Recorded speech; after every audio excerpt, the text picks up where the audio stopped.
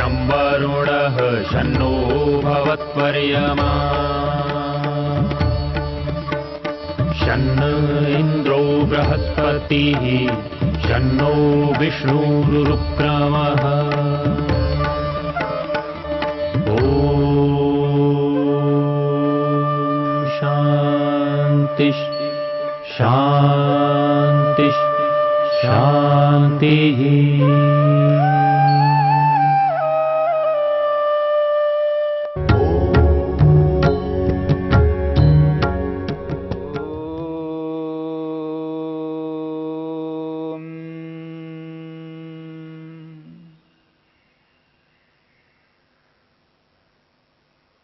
उपेक्षा को लेकर के हम विचार कर रहे हैं।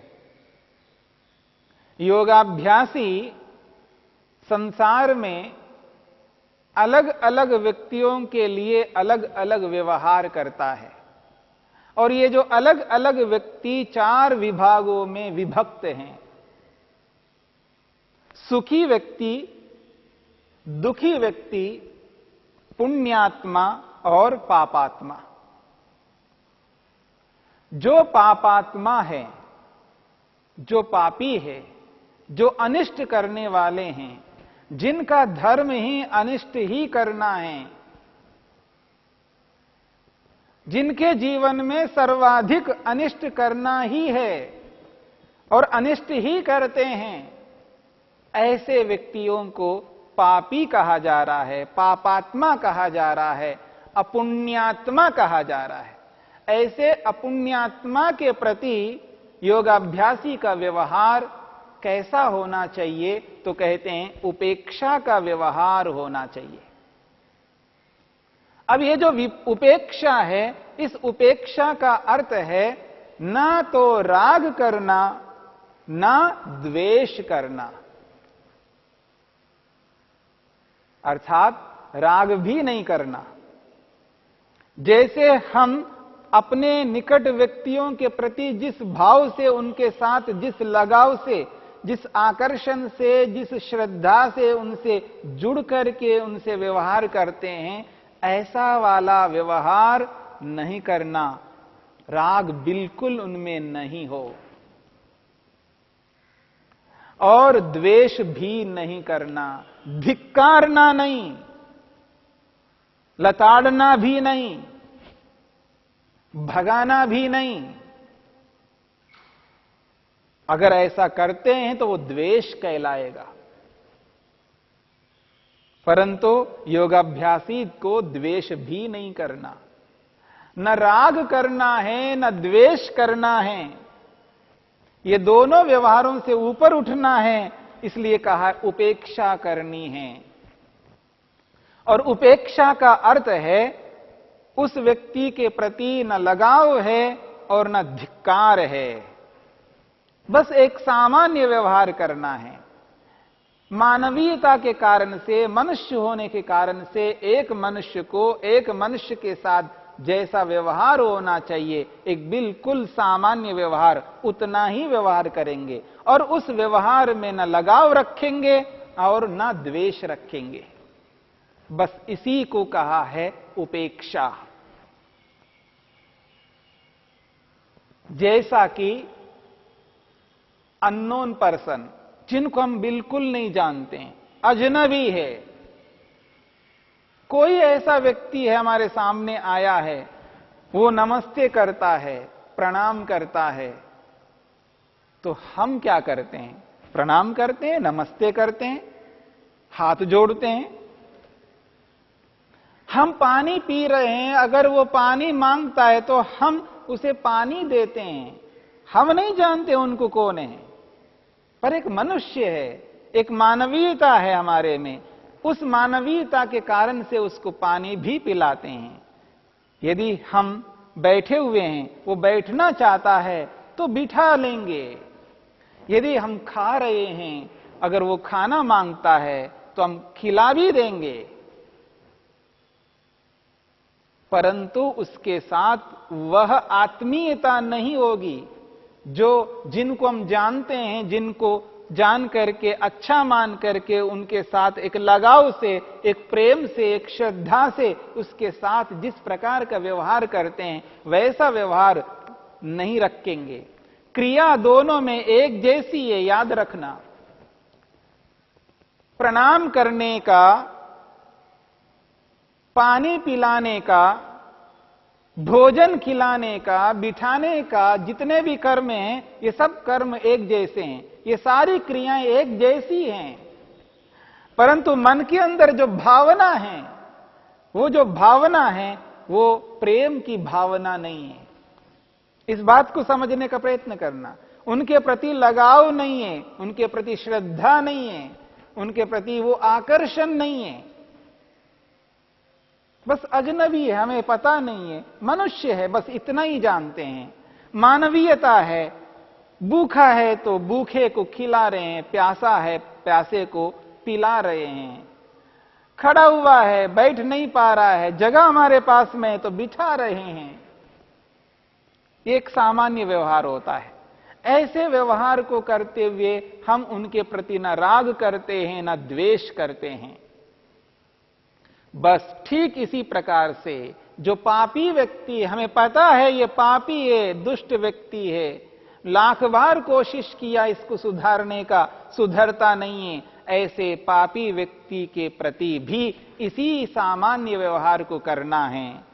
अगर वो आकर के हमारे सामने नमस्ते करता है तो नमस्ते करेंगे, प्रणाम करेंगे, हाथ जोड़ना पड़े जोड़ेंगे,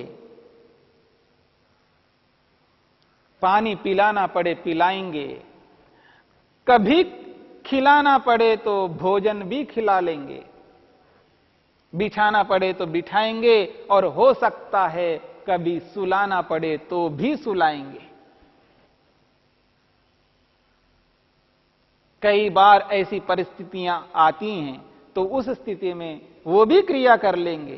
क्रिया मात्र हो रही है, परंतु उस क्रिया के साथ में मन में कोई ऐसी भावना उस व्यक्ति के प्रति नहीं है, न राग है और न द्वेष है, पर क्रियाएं तो समान हो रही है। इसी को कहते हैं उपेक्षा। इस उपेक्षा को समझने का प्रयत्न करिए। अनेक बार व्यक्ति उपेक्षा के नाम से द्वेष करने लगता है। कभी कभी आपने देखा हो व्यवहार काल में व्यक्ति कहने लगता है मैं इससे उपेक्षा करता हूं, और वो ऐसा करता हुआ उसे बात तक नहीं करता है, उसे बोलता तक नहीं, उसको देखता तक नहीं।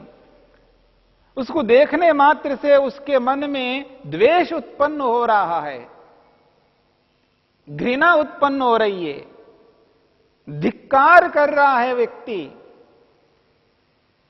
इसको उपेक्षा नहीं कहते हैं, ये तो द्वेष है। हमें द्वेष नहीं करना है, हमें तो उपेक्षा करनी है। इसलिए न द्वेष करना न राग करना, एक सामान्य व्यवहार करना, उसी का नाम उपेक्षा है। और वो जो सामान्य व्यवहार हम कर रहे हैं एक मानवीयता के नाते कर रहे हैं, मानव होने के नाते कर रहे हैं, और मानव होने के नाते सबके लिए एक समान व्यवहार हमको करना पड़ता है। एक साधारण व्यवहार है, उस साधारण व्यवहार को हमें करना पड़ता है, करना चाहिए, क्योंकि उसका अधिकार है। परमेश्वर ने ऐसी ही व्यवस्था की है। परमेश्वर भी जानता है ये व्यक्ति दुष्ट है, पापी है, अनेक अवसर देने पर भी यह व्यक्ति सुधर नहीं रहा है। इस बात को परमपिता परमेश्वर भी जानता है, मानता है। हमसे अधिक जानते हैं ईश्वर, फिर भी उसको हवा मिल रही है, उसको पानी मिल रहा है, पृथ्वी, जल, अग्नि, वायु, आकाश, ये सब उसके लिए भी उसी प्रकार से हैं जैसे हमारे लिए हैं। सामान्य आवश्यकताओं की पूर्ति ईश्वर भी करता है। हां, विशेष आवश्यकता की पूर्ति विशेष व्यक्ति को ही करता है। इस बात को समझने का प्रयत्न करना है। ये जो उपेक्षा है, उपेक्षा का अर्थ द्वेष नहीं है, याद रखना। अनेक बार व्यक्ति उपेक्षा के नाम से द्वेष कर बैठता है, और बहुत अधिक द्वेष करता है।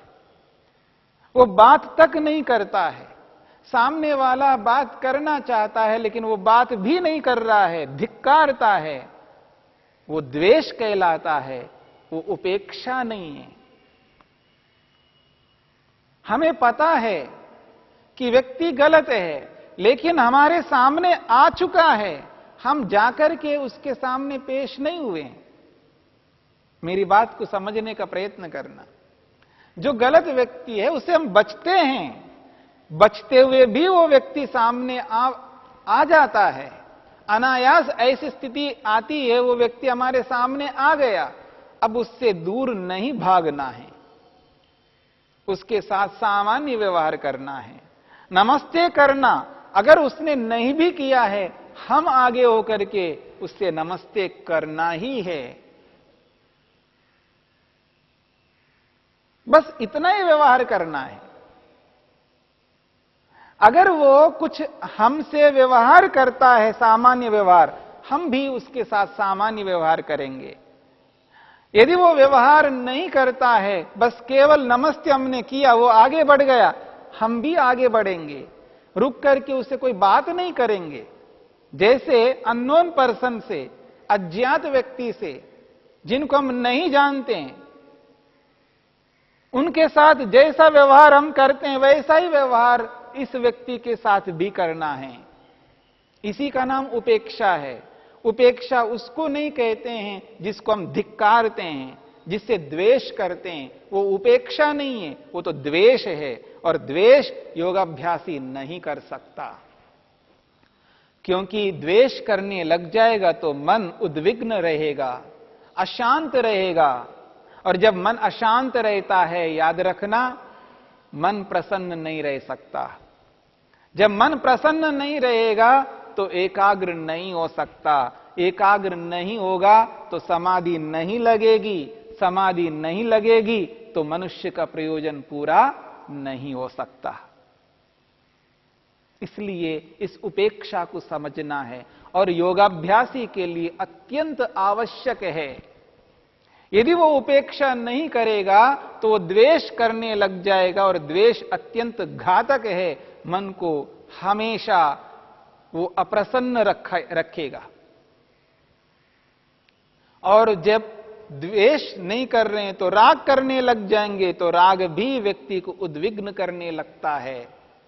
याद रखना, राग भी व्यक्ति को एकाग्र होने नहीं देता, क्योंकि जिसमें राग होता है उसके विरोधी में द्वेष होता है। याद रखना, इसलिए मन शांत नहीं रह सकता राग के काल में। हां, थोड़ी देर के लिए व्यक्ति भले ही रागी व्यक्ति से राग से युक्त होकर के जुड़ जाता होगा, लेकिन उसके मन में वो शांति उस प्रकार की नहीं रहती है जिस प्रकार राग न करने पर शांति रहती है, द्वेष न करने पर शांति रहती है।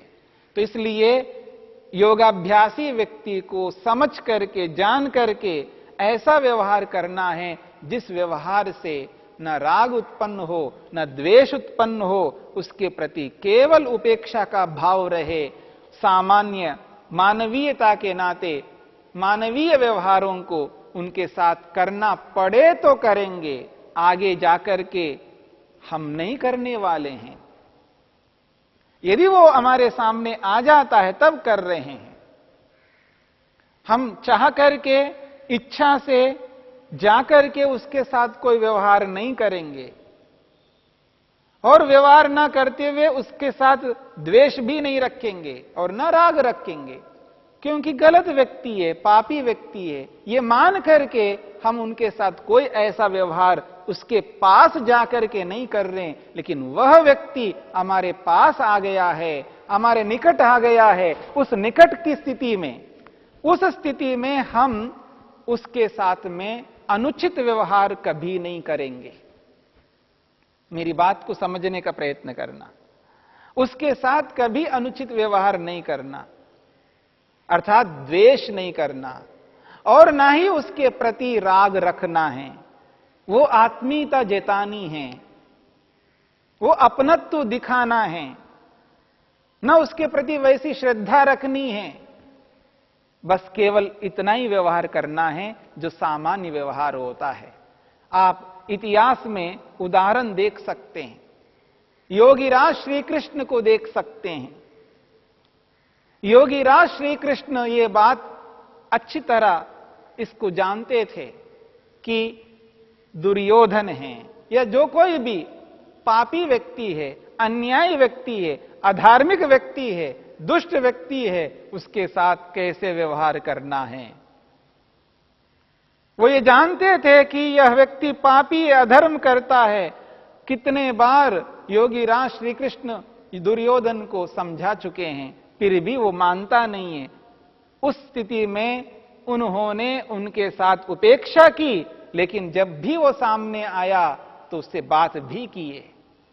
आप महाभारत को उठा करके देख सकते हैं, इतिहास भी इस बात को स्पष्ट करता है कि जो दुष्ट व्यक्ति है, पापी व्यक्ति है, उनके साथ सामान्य व्यवहार करना ही पड़ता है, करना ही चाहिए। यही मनुष्यता है, यही मानवीयता है। और उसने यदि हमारा कोई अन्याय किया है, हमारे प्रति अन्याय किया है, अधर्म किया है, तो उसको हम सहन कर रहे हैं, क्योंकि हम योगाभ्यासी है। हम कोई क्षत्रिय नहीं है। हमें योगाभ्यास करना है। योगाभ्यास के कारण से हम उसके साथ वैसा व्यवहार नहीं करेंगे, उसकी हानि नहीं पहुंचाएंगे। और उस स्थिति में हम ईश्वर के न्याय में समर्पित करेंगे। योस्मान द्वेष्टि यम वयम द्विष्मस्तम वो जंभे दद्मः। वेद कहता है, यदि कोई व्यक्ति हमसे द्वेष करता है, ये परमेश्वर उस द्वेष को हम आपके न्याय रूपी जबड़े में स्थापित करते हैं। इसका न्याय आप ही करो। हम समर्थ नहीं है ऐसा न्याय करने में। इसलिए यदि कोई व्यक्ति हमसे गलत व्यवहार करता है, जो शारीरिक हानि नहीं पहुंचाया है, केवल वाचनिक रूप से हमारे साथ गलत व्यवहार करता है, उस स्थिति में हम ईश्वर को समर्पित करेंगे, ईश्वर के न्याय में उसको स्थापित करेंगे। ईश्वर ही न्याय करेगा। हां, कोई व्यक्ति शारीरिक हानि पहुंचा रहा हो तो उसको रोकेंगे। रोकना हमारा कर्तव्य है, होने नहीं देंगे। इसका यह अभिप्राय नहीं है यदि वो शारीरिक रूप से हानि कर रहा है तो करने दीजिएगा, नहीं, ऐसा नहीं होने देना है। उसको रोकेंगे, परंतु उसको रोक करके हम उसके प्रति अन्याय नहीं करेंगे। उस जैसा व्यवहार हमें कभी नहीं करना है। योगाभ्यासी को योगाभ्यासी के नियमों में रहना है। इसलिए पापी व्यक्तियों के प्रति हमारा जो व्यवहार है वो उपेक्षा का व्यवहार होना चाहिए। तो ये जो उपेक्षा का व्यवहार है, ये उपेक्षा का व्यवहार करता हुआ व्यक्ति अपने आप को अपनी स्थिति में, योगाभ्यास की स्थिति में बनाए रखेगा और एक स्थिति में जाकर के उस मैत्री, करुणा और मुदित के माध्यम से अपने मन को प्रसन्न करके ईश्वर के साथ जुड़ेगा, क्योंकि मन एकाग्र होगा, तभी समाधि लग पाएगी।